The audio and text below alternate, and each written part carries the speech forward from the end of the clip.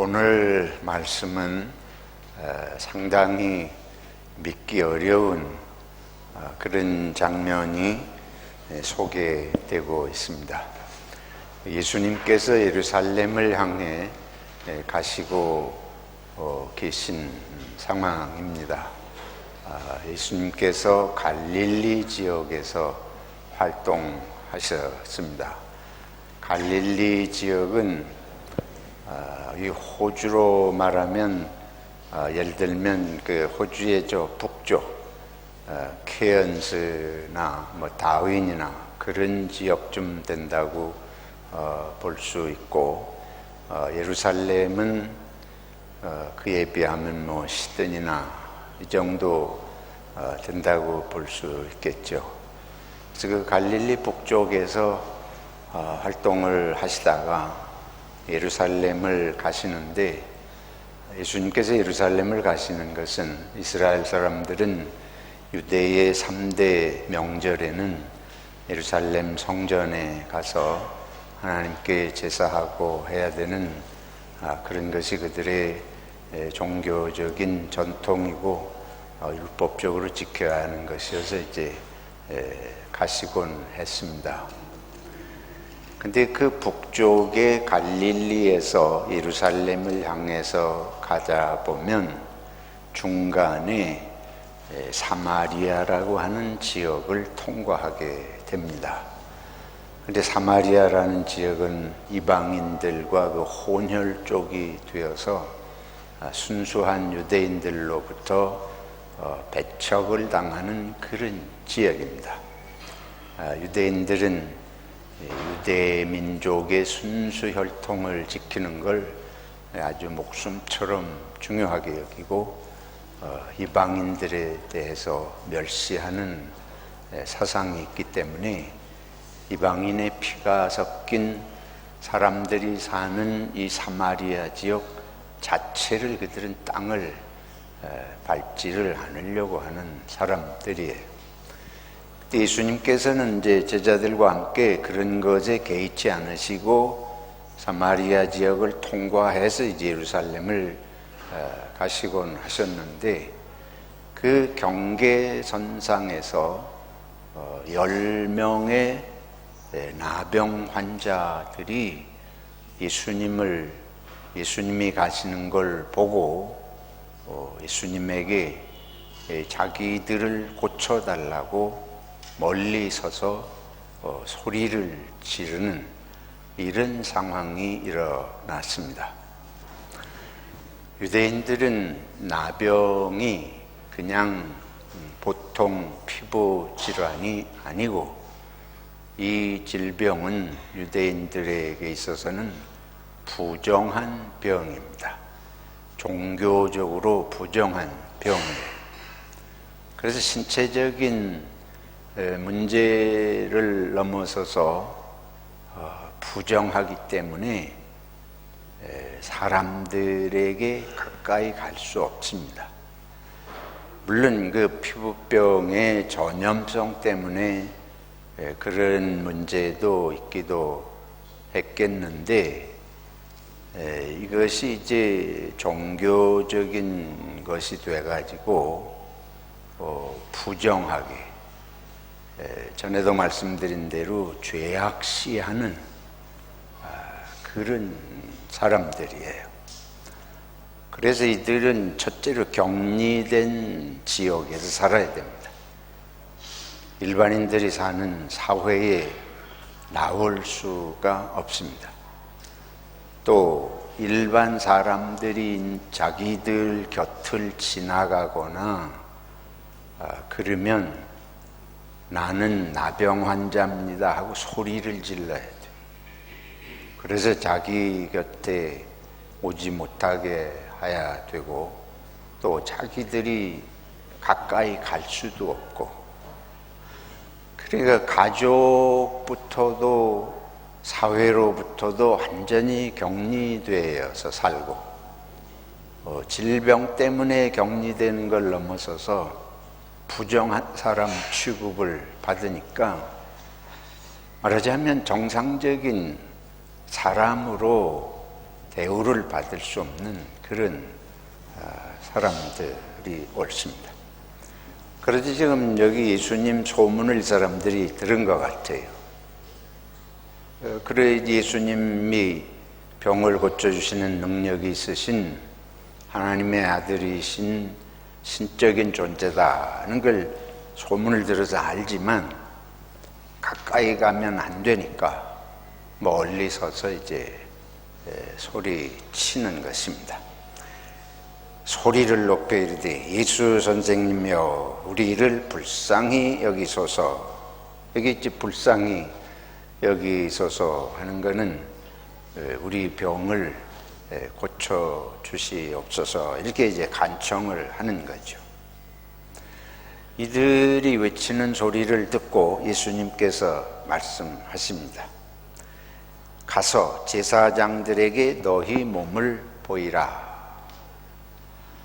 제사장들에게 가서 몸을 보이라고 하시는 까닭은 이들이 나병이 나았는지 안 나았는지를 판정하는 사람이 제사장입니다. 무슨 의원이 있어서 의원에게 가서 의사에게 이 질병이 나았는지 안 나았는지 판단받는 게 아니고 제사장에게 가야 돼요. 그러니까 여기에 벌써 그 종교적인 의미로 취급되고 있는 걸 알 수 있죠. 그럼 제사장이 보고 이 나병이 나았는지 아닌지 이거를 판별하는 기준이 레위기에 보면 상세하게 나와 있습니다. 근데 그런 거를 기준으로 보고 나병이 나았다 그러면 제사장이 이 사람은 나병에서 깨끗함을 받았다 하고 선언을 해 주어야 일반 사회에 돌아갈 수 있습니다. 가족에게도 돌아갈 수 있는 거예요. 그래서 이 사람들이 아직 병이 낫지는 않았는데, 그러니까 병이 그 자리에서 나았다 그러면 병이 나았다 이러고 이제 할 텐데 그게 아니고 아직 병이 낫지 않은 상황인데 제사장에 가서 보이라 하는 뜻은 무엇인지 아니까 그들이 제사장을 향해서 떠나갔습니다. 근데 가던 중에 병이 나았다. 만약에 예수님 앞에 있을 때에 몸이 깨끗해진 것을 그들이 알았다면 오늘 이야기가 좀 달라졌을지 모르겠어요. 그런데 가다가 나았다는 거예요. 10명이 가다가 다 이 나병의 나음을 받았습니다. 근데 그 중에 한 사람이 예수님께 돌아왔습니다. 왜 돌아온가 하면 하나님께 무엇을 돌리려고? 영광을 돌리려고. 그러니까 예수의 그 중에 한 사람이 자기가 나은 것을 보고 큰 소리로 하나님께 영광을 돌리며 돌아와 예수의 발 아래 엎드려 감사하니. 이렇게 두 가지. 하나님께 영광을 돌리려고 돌아왔다. 그리고 예수님의 발 아래 엎드려 감사했다. 근데 이 가만히 보면 우리들에게, 나에게 그런 일이 일어났다면 이 사람처럼 할 것 같잖아요. 당연히 이렇게 할 수 있을 것으로 예상이 되는 장면입니다. 근데 오늘 성경은 이 사람, 그 나병이 나음을 받은 사람은 몇 사람이래요? 10사람이 다 나음을 받았는데 돌아온 사람은 이 한 사람이다. 근데 거기에 언급하기를 엎드려 감사하니 그는 사마리아 사람이라. 이게 특별히 언급이 되어 있습니다. 그러니까 10명이 가다가 나음을 받았는데 9명은 유대인이고 그들은 돌아오지 않았고 한 명이 돌아와서 하나님께 영광을 돌리고 감사했는데 그 사람은 사마리아인이다. 그래서 성경이 이 장면을 이렇게 언급을 하고 있는 것을 보면 여기에 특별한 의미가 있는 것이 분명하다, 이렇게 볼 수 있습니다. 예수님께서 이르시되 10사람이 다 깨끗함을 받지 아니하였느냐, 그 9은 어디 있느냐 그러시면서 이 이방인 외에는 하나님께 영광을 돌리러 돌아온 자가 없느냐. 예수님께서 이 사마리아인, 이방인이라고 하는 것을 특정하고 있는 걸 볼 수 있습니다. 그러니까 나머지 9사람, 돌아와 감사하지 않은, 하나님께 영광을 돌리고자 돌아오지 않은 9사람은 유대인이고 이 한 사람은 이방인인 사마리아인이다 하는 걸 예수님이 특정해서 말씀하고 있는 걸 볼 수 있습니다. 그래서 오늘 이 내용은 사실 일반적으로는 이해하기 어려운 거예요. 우선 나병이 예수님께서 제사장에 가서 보이라 말씀 한마디를 듣고 돌아가는 중에 나았다 하는 이제 기적의 말씀이고, 두 번째는 어떻게 그 10사람이 다 나음을 받았는데 한 사람만 돌아와서 감사하느냐. 셋째는 어떻게 그 사람은 이방인이고 유대인은 하나같이 돌아오지 않았느냐. 그래서 이런 내용이 우리에게 여러 가지를 생각하게 합니다. 한번 좀 생각을 해 보겠습니다. 9명이 하나같이 유대인이에요. 근데 하나같이 돌아오지 않았다. 그러면 이건 개인적인 문제라고 보기 어렵습니다. 사마리아인 한 사람이 돌아왔어요. 그러면 이방인, 이 사마리아인과 유대인 사이에 분명한 차이가 있다고 하는 것을 이 말씀을 통해서 우리가 알게 됩니다. 무슨 차이가, 무엇이 이들이 다르게 만든 것일까? 왜 유대인들은 9명이 하나같이 이와 같은 모습을 보이는 것일까? 만약에 이것이 개인의 인격적인 문제, 인간성이, 어떤 사람은 개인적으로 하나님께 영광을 돌리고 믿음이 있고 없고, 어떤 사람은 감사할 줄 알고 모르고, 이건 개인적인 문제로 본다면 이와 같이 이야기가 전개될 리가 없죠. 근데 여기에서 우리들이 생각을 해보게 되는 것은, 유대인들의 특성이 이렇게 나타난다 하는 걸 짐작을 해볼 수 있습니다. 다시 말해서 유대 사회의 현상, 그 속에 이 유대인들이 이런 모습을 드러낼 수밖에 없는 뭔가가 있다. 사회 현상이 그 배경 속에 있다 하는 것을 짐작을 해 보게 됩니다. 그게 무엇인지를 좀 같이 생각을 해 보고자 합니다. 지금 말씀드린 대로 나병 환자들은 사회생활 할 수 없어요. 사람 옆에 갈 수 없습니다. 자기는 정상인이 아니에요.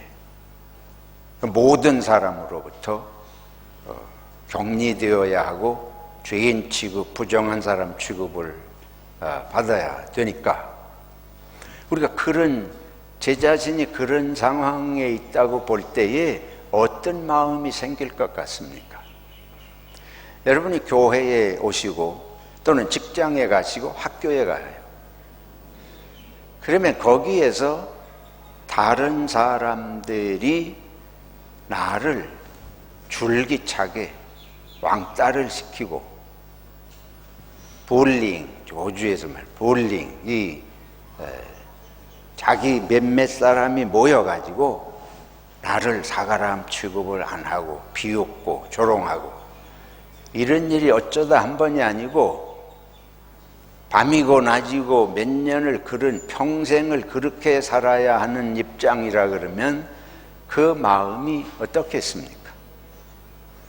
한국에서 그 학폭의 문제, 학교 폭력, 이것이 얼마나 어른이 되고 사회생활 하는데도 심각한 영향을 미치는지 뭐 영화도 나오고 드라마도 나오지 않습니까? 근데 이건 학폭 수준은 비교할 수가 없어요.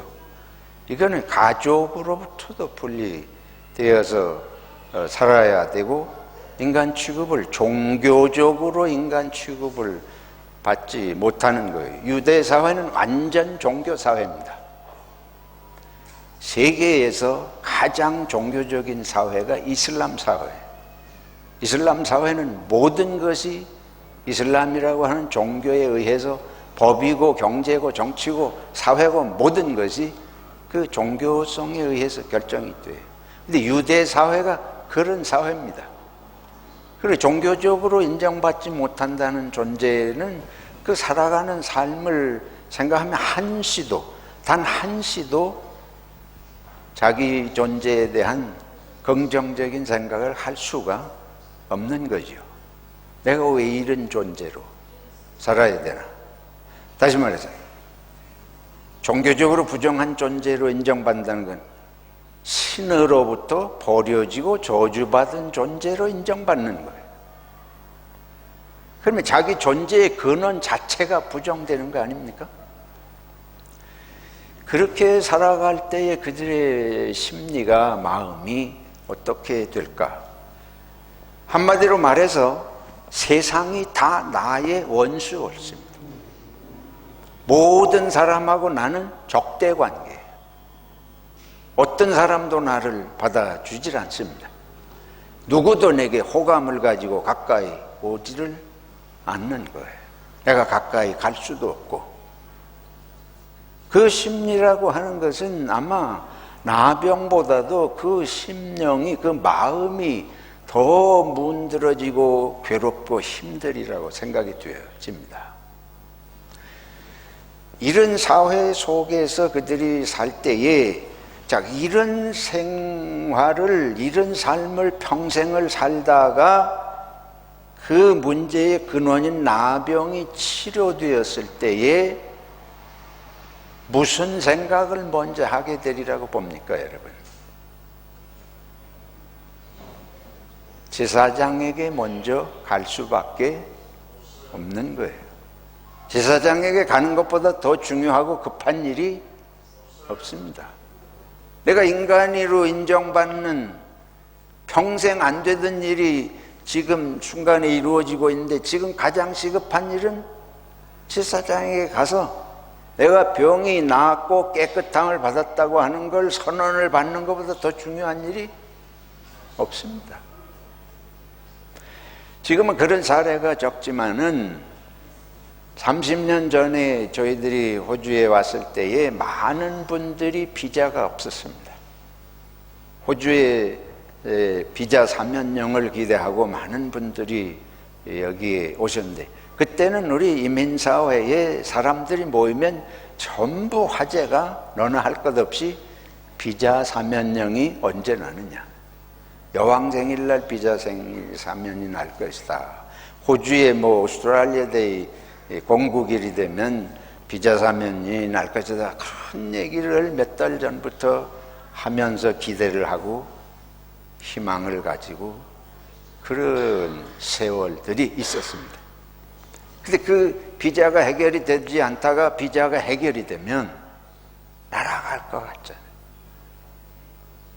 비로소 마음 편하게 여기서 살 수 있을 거, 너무 감격적인 순간이에요. 누구 조금 경찰차만 지나가도 마음이 저리고 남은 이해하지 못하던 이런 세월들을 살다가, 근데 지금 이 나병 환자들이 나음을 받았을 때 그들이 어떤 마음이었겠는가? 왜 그들이 예수님에게 돌아와서 하나님께 영광을 돌리는 일을 먼저 하지 않고 유대인 이 나병 환자 9명이 하나같이 일했는가? 저는 그 사람들이 사마리아인보다 소인간성이 못돼서 그랬다고 생각하고 싶지 않습니다. 그거는 오해예요.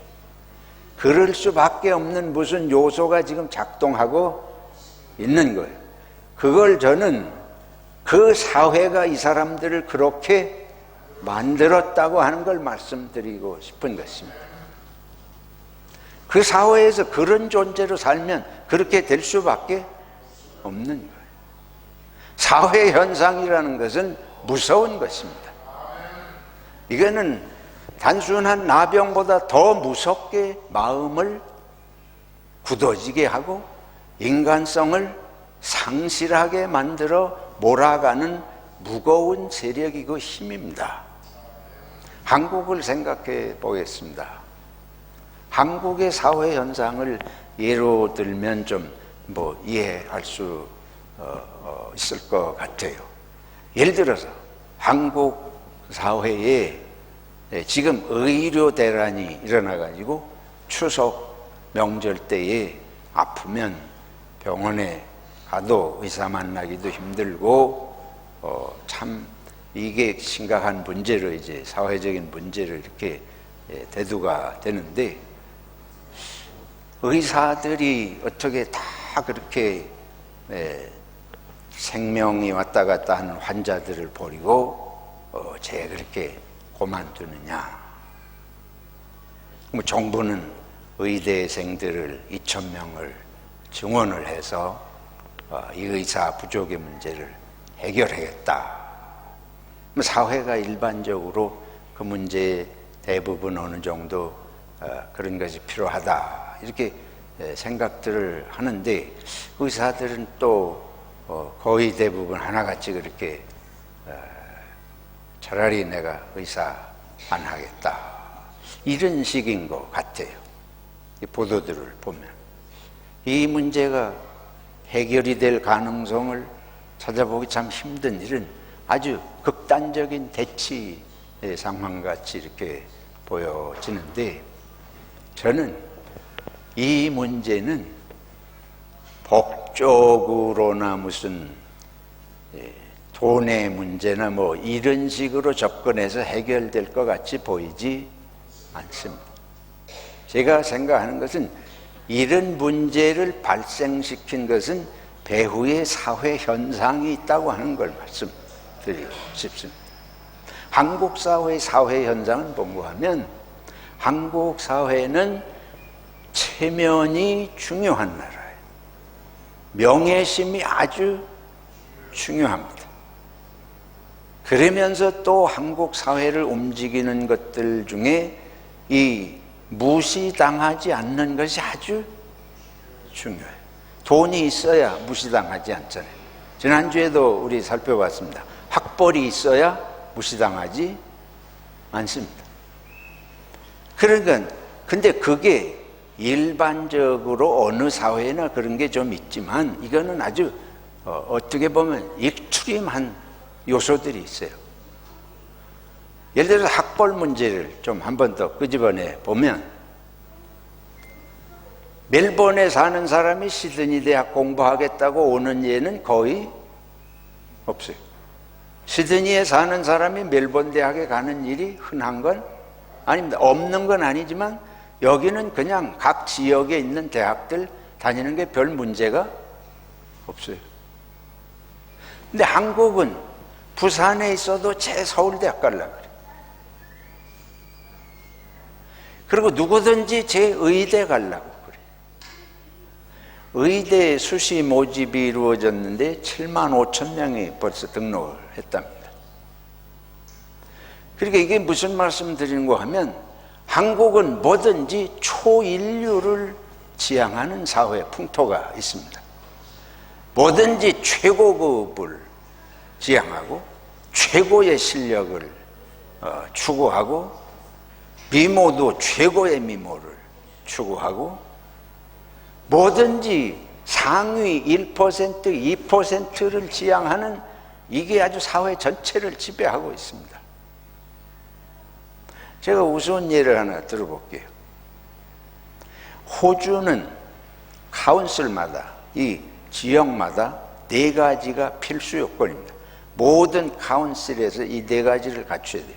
첫째는 도서관이 반드시 있어야 돼요.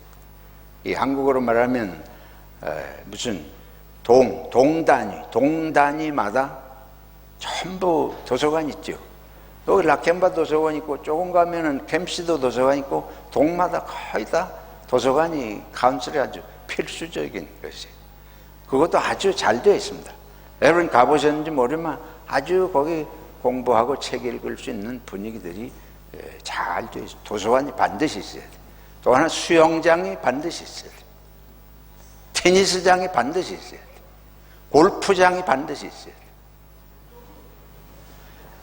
이게 뭘 말씀드리려고 하는가 하면, 한국은 수영이나 테니스나 골프 하려 그러면 그거는 벌써 상류층이에요. 어떻게 보면 돈 있는 사람들 자기 특별한 취미 활동인데, 이 사회에서는 누구나 그것을 할 수 있는, 여러분 여기 수영장이나 테니스장 이용하거나 골프비 같은 거는 정말 세계에서 가장 저렴하게 할 수 있는 그런 사회입니다. 근데 여기 카운슬에서 운영하는 퍼블릭 골프 코스를 가보면, 한국의 골프장을 가보면 이거는 골프장이 아니에요. 이거는 그냥 풀밭이지. 한국의 골프장이라는 건 아주 최고급의 그런 상류층의 사람들이 모여가지고 멋내는 곳이에요. 그러니까 거기는 옷도 보통 옷 입고 가면 사람 취급도 아주 극단적으로 말하면, 그래서 한국에서 뭐 이렇게 여행 오는 사람들 보면 금방 알아차려요. 옷차림이 벌써 삐까번쩍하게 달라. 제가 말씀드린 것은, 이런 사회는 1, 2% 상위 몇 사람들은 누리고 큰 소리 치고 살지만, 그 사람들은 성공한 사람들이에요. 나머지는 다 실패자예요. 좀 과장해서 말하면 10명의 한 사람은 자기가 성공했다고 뻐기고 우쭐대고 하겠지만, 나머지는 다 실패자 의식을 가지고 살아가는 사회가 되고 있습니다. 그러니까 이런 사회 현상 속에서 감사가 나올 리 없습니다. 감사 나오지 않습니다. 어떻게 거기서 감사가?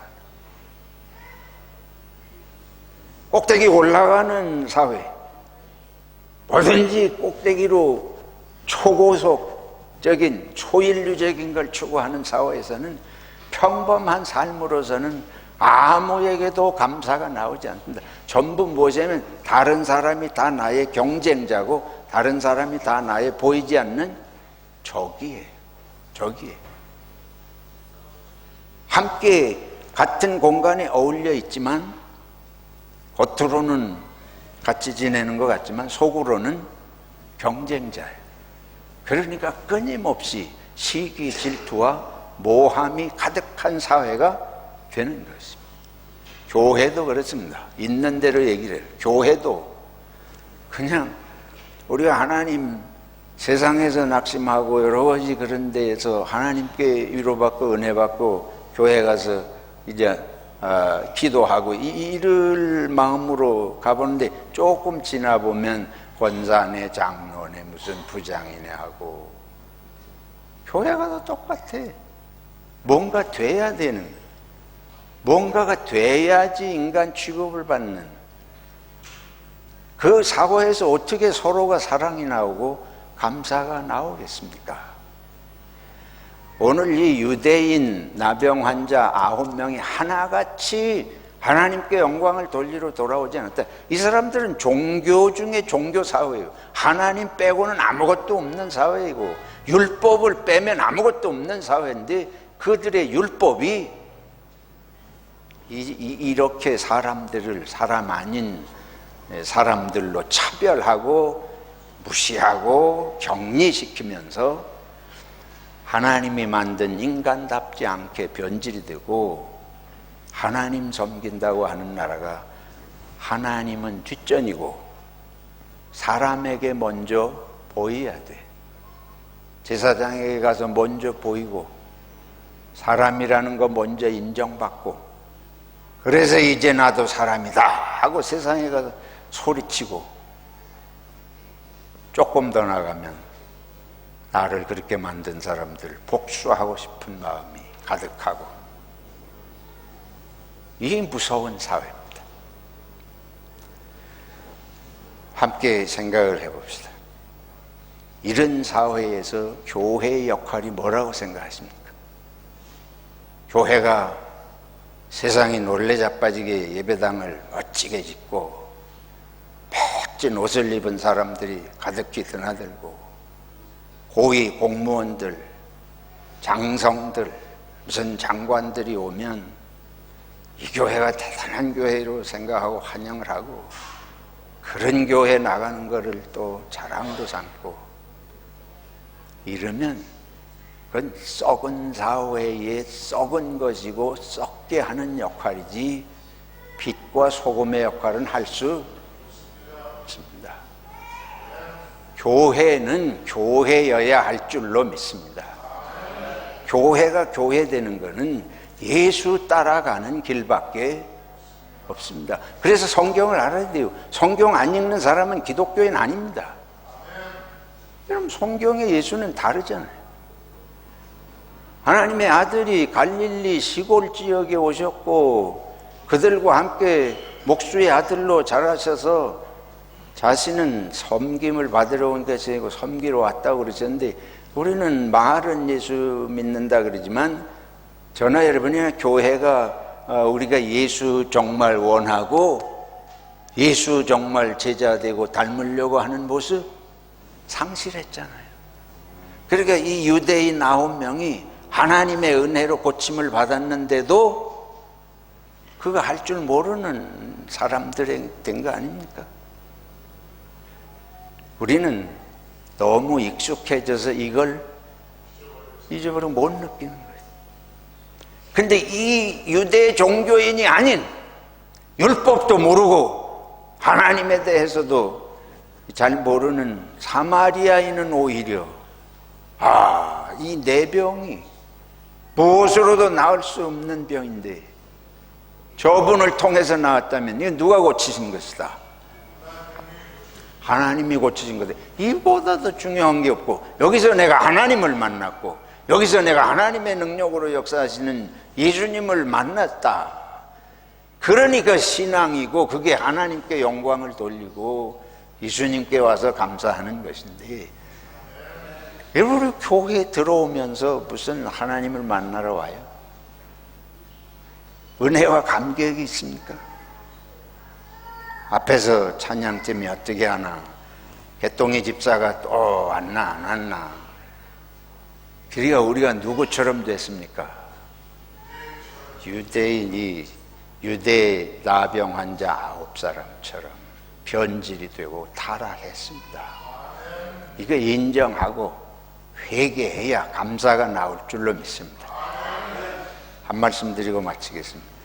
지난 금요일날 우리 몽골 성도님들이 나오셔서 찬양도 하시고 여러 가지 전통도 소개하시고 했는데, 몇 분이 그 나눔 시간에 간증하는 걸 들으면서 이분들이 하여튼 우리 예수 처음 믿을 때의 그런 모습처럼 상당히 순수한 모습으로 저는 느껴졌습니다. 그래서 이 벌써 나는 저런 거 많이 상실했다. 내가 솔직히 이거 용서하시고 들으세요. 우리는 오히려 몽골 분들보다 우리가 신앙생활을 잘하고 예수를 잘하는 것 같이, 알지는 모르지만 마음은 저렇게 돌아가야 된다는 생각을 했습니다. 그래서 우리 신앙생활 습관적인 거 돌아보면서 하나님의 은혜에 진심으로 감사하는 마음이 초심으로 돌아가서 생겨났으면 해서 제 자신을 돌아보면서 이 말씀을 드렸습니다. 기도하겠습니다. 하나님 아버지, 생명 주시고 구원하시고 날마다 돌보아 주시지만 너무 세상적인 것에 빠져 있음을 자복합니다. 이 시간 기도하옵기는 우리 한국 사회에 있는 여러 가지 현상에 대해서 하나님이 원하시는 뜻을 생각하고 교회가 보여야 할 모습을 회복하면서 정말 인간성이 회복되고 잘 살고 잘하는 것도 중요하지만 사람이 사람 되는 모습을 교회를 통해서 드러낼 수 있도록 우리를 새롭게 해 주시옵소서. 예수님의 이름으로 기도하옵나이다. 아멘.